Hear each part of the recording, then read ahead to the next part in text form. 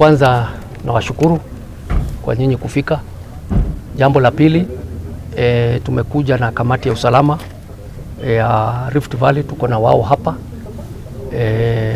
watano, Bwana Ombati, Bwana Ali, Bwana Mwangi na mimi na wengine ambao wako kwa shughuli fulani wako hapa. Tumekuja sehemu hii ya county hii na haswa Maralal kwa sababu ndio headquarter ya county kufuatia matatizo ya kiusalama ambayo tumeshuhudia tangu mwaka ulipoanza.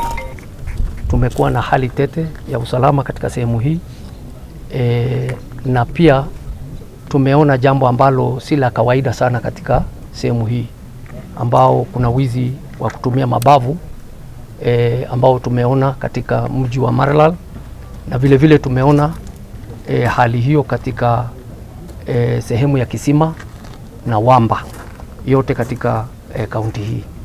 Vile vile tumeona matatizo yaliyoko katika barabara kutoka Maralal kwenda paka Baragoi na kadhalika. Tumeona visa vya ujambazi na wizi wa ng'ombe ambao unaanza tena kujitokeza katika sehemu hii. Tumekuwa na kikao na kamati za usalama za kutoka sub-county zote tatu na vile vile na ya county, na tumeweza kujadiliana na kuweza kuangalia ni nini haswa tunaweza kufanya ili kukabiliana na changamoto hizi ambazo zimeweza kujitokeza. Kwanza ninataka kusema pole kwa sababu kuna watu wameathirika, wengine wamepoteza maisha katika kaunti hii kwa sababu ya ujambazi, kwa sababu ya hali ambao wezi wamewavamia na mambo kama hayo. Tunasema pole na tuko na nyinyi. Ninataka niwaelezea kwamba wale wote ambao wamefanya kitendo hicho ama wamehusika, basi sheria itakabiliana na wao. Jana tulikuwa na kisa ambacho kilifanyika katika sehemu ya Soitpus, sehemu ya Poro, na tunataka kushukuru wananchi wa sehemu hiyo kwa kutupatia ripoti kwa haraka. Maofisa wa usalama waliweza kuingia sehemu hiyo na wakakabiliana na majangili na tukaweza kuregesha mbuzi ambao wote walikuwa 200 tuliweza kuwaregesha, na vile vile tukafuatilia na kuregesha mbuzi wengine 11. Kwa hivyo hawakuweza kufaulu na tuliweza kuwakimbiza na bado tunawafuatilia. Mambo haya ya wizi wa mabavu katika mji huu ndio tumepatia kipaumbele kwa sababu ni jambo ambalo ni jipya katika sehemu hii. Tumekuwa na visa viwili, kwa jumla tumekuwa na visa 4. 2 katika sehemu hii ya Maralal na Kisima na 2 katika sehemu ya Wamba na sehemu ya Achas Post. So kwa sababu ya mambo haya tumeweka mikakati ya kutosha ili kuhakikisha kwamba tusiwe tena na visa kama hivyo katika sehemu hii.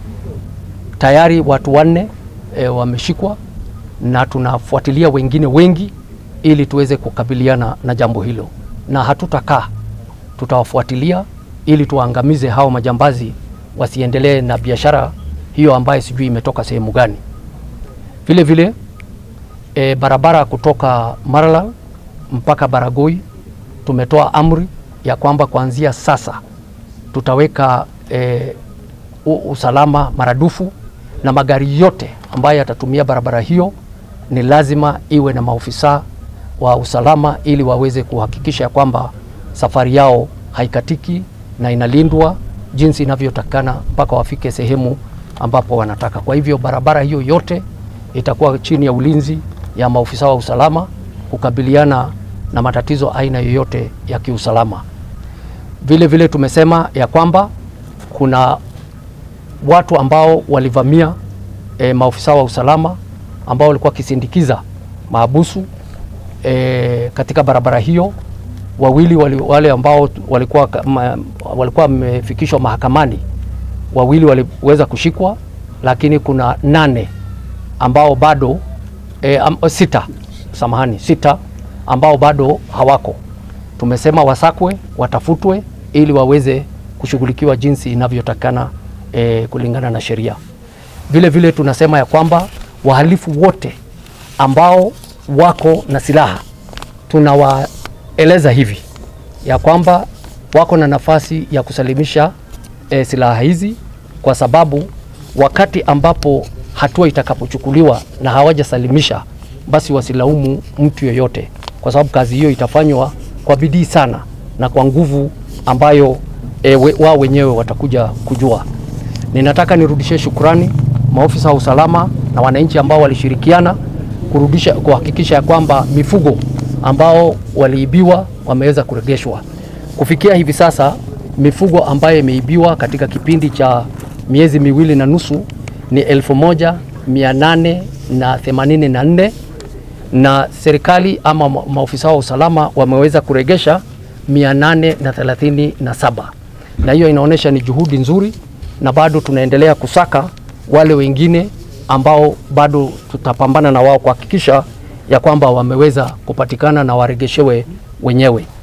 Serikali iko imara na kwa vita hivi dhidi ya ujambazi na wizi wa ng'ombe, na mnajua ya kwamba katika kipindi cha miezi kama 13 tumekuwa na amani katika kanda hii ya North Rift, na ni bahati mbaya tu kuna sehemu 2-3 ambayo bado inatupa matatizo, mojawapo ikiwa ni kaunti hii, na tutashughulikia kuhakikisha ya kwamba usalama na amani na uthabiti unarejelea hali yake ya kawaida katika sehemu hii.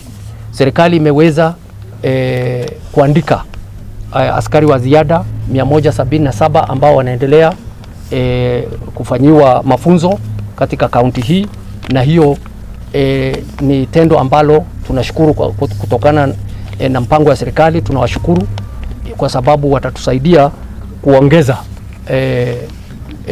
bidii yetu katika kuhakikisha ya kwamba kuna usalama. Ningetaka kuwaelezea ya kwamba wananchi wote ambao wako katika kaunti hii tudumishe amani, tushirikiane, tusaidie maafisa wa usalama ili kuhakikisha ya kwamba tuko na amani katika sehemu hii. We need to work together because that's the only way that we can prosper. Hii maneno ya wizi wa ng'ombe, kutumia mabavu ilipitwa na wakati. Wakati huu ni kutumia akili na masomo ambayo tuko naye. Na ninawaomba, I'm making a passionate appeal to the people here, wananchi wa hapa, kwa sababu wako na nafasi ya kubadilisha hali ilivyo katika sehemu hii, ili tuweze kushindana na Wakenya wengine, tuondoe itikadi na mila ambazo ni ngumu, ambazo haziwezi kufua dafu katika wakati huu. Ninawaomba, I'm making a passionate appeal to them because we have been left behind. Pastoralists in this country have been left behind, and this is the opportunity that we have to discard hii maneno ambayo imepitwa na wakati. Kwa hivyo wito wangu ni kwamba tuko tayari na serikali iko hapa tayari ili tufanye maendeleo, lakini maendeleo hatuwezi kufanya in an environment that is insecure, that it is confused. Haiwezekani. Ni mpaka tukae kwa amani na uthabiti ili tuweze kuvuta maendeleo katika sehemu hii. Wengi ambao pengine wangetaka kuwekeza katika sehemu hii wanahofia maisha yao. Kwa hivyo mimi nawaomba tuweze kushirikiana, tulete amani katika sehemu hii, kwa sababu bila amani maendeleo haitawezekana.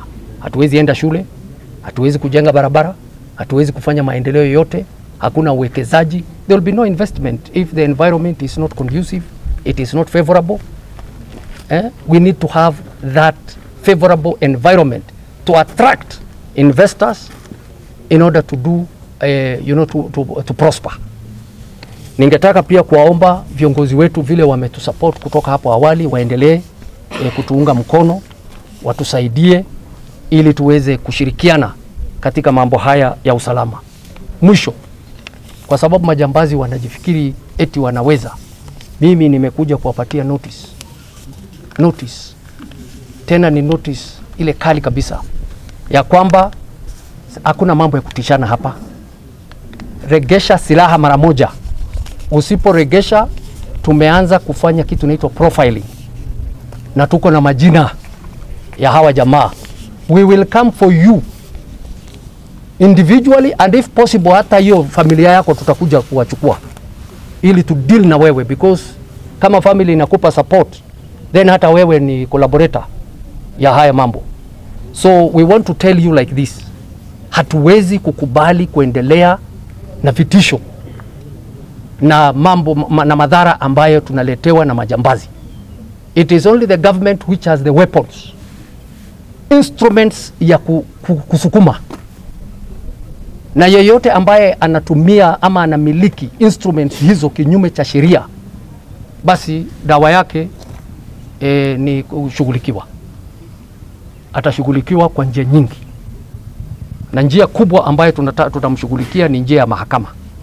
Na kwa sababu wengine hawaamini mambo ya mahakama, basi mimi sijui itakuwa namna gani, lakini ninataka kusema hivi tu, tafadhali, mahali popote ulipo, kama unanisikia, itika mwito, regesha silaha kwa kituo cha polisi ama kwa kituo chochote cha serikali haraka, upesi iwezekanavyo, because if you don't do that, then when the moment comes, itakuwa ni majonzi na itakuwa ni mambo ambayo utajuta, na tulielezwa ya kwamba majuto ni mjukuu. Wale ng'ombe wote ambao wameibiwa, tumeambia maofficers wetu wafuate, wahakikisha ya kwamba mifugo yote imeibiwa imeregeshwa. Kwa hivyo hiyo ndio ujumbe ambao tumekuwa nayo, na tumekuwa na mikakati ya kutosha, na operation yetu ya North Rift bado inaendelea, na tunashukuru viongozi kutoka North Rift ambao wameshirikiana nasi kuhakikisha ya kwamba kuna usalama katika sehemu hii. Tumekuwa sasa, shule karibu zote zimerejea hali yao ya kawaida, na tunawaambia waendelee, na mambo ya maendeleo itakuwa kule. Barabara zitashughulikiwa, na mambo ya maji na mambo kama hayo. Wale ambao wameathirika kutokana na jambo hili, mambo ya vyakula na mambo other interventions will be undertaken. Kwa hivyo mimi ninashukuru wale ambao ni law abiding citizens na viongozi ambao wametuunga mkono. Sisi tuko tayari tutembee safari hii na tuhakikisha ya kwamba tuko sawa. Kaunti zote 6 ziko salama, na mimi nashukuru sana, na tutaendelea mambo na hali hiyo. Mambo ya wizi ya ng'ombe, and in particular whenever we lose livestock, there is the tendency to exaggerate. And it's not only in this county, it is across the region. There is the tendency to exaggerate the numbers. So because of different or differing numbers of the loss of animals, we have asked our team to verify, to undertake serious verification exercise to confirm what actually transpired and how many and what number of animals we are talking about. So that one will be able to come out in due course.